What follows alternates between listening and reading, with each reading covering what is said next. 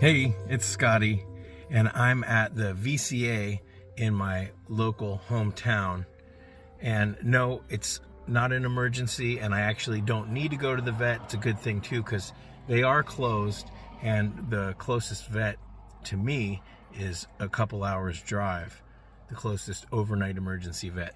But I wanted to take a minute to talk about vets and to talk about how do you know if your vet is a good vet. So I want to talk about that, and then I want to talk about something else that might even be more important than that. So first off, how do you know if your vet is a good vet? Now we're talking specifically about guinea pigs, but this could also be for any pet that you might have. So how do you know your vet is good? If your vet says that they are an exotic vet, that they treat guinea pigs, that is a good sign. If they have experience, if they can list a lot of the specialties that they have that are related to guinea pigs, that's a good sign.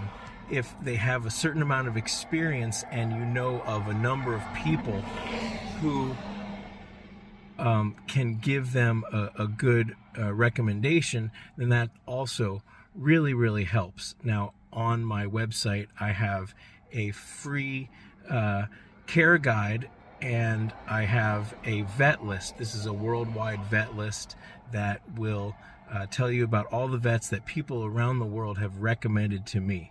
But more importantly than whether or not your vet is good is whether or not you know and are familiar with common illnesses. So we're specifically talking about guinea pigs, but this could go for any pets that you might have. Knowing about proper care and specifically common illnesses, that is going to go a long way to making sure that if you do see an illness, that you get your piggies or your whatever pet taken care of quickly. Because especially with guinea pigs, a lot of times the difference between a positive outcome and a negative outcome is whether or not you spot the illness early and whether or not you can get appropriate care and treatment.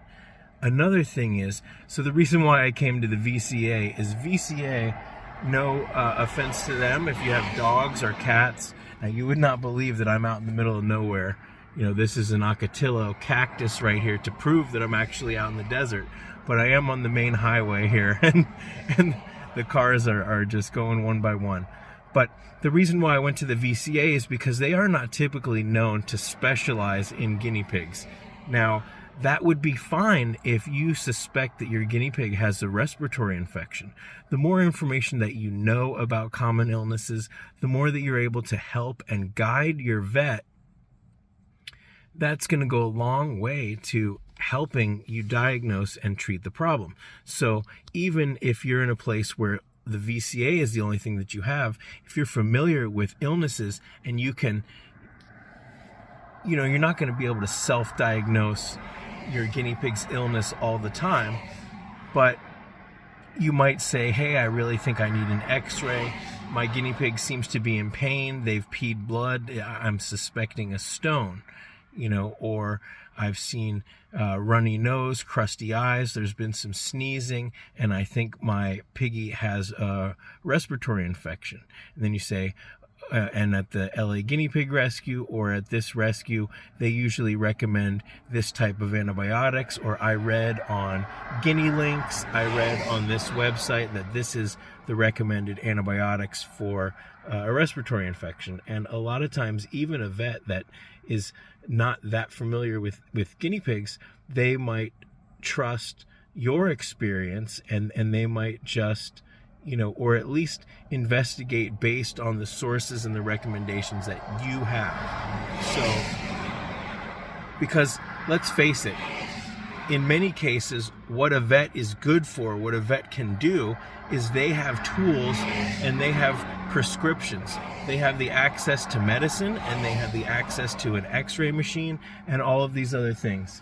So I think that they are shutting down here. There might have been one person still in this office, and I don't want to freak them out here. So I'm just gonna end this video here. I have an entire, I'll put it right over the sign here, I have an entire illness playlist.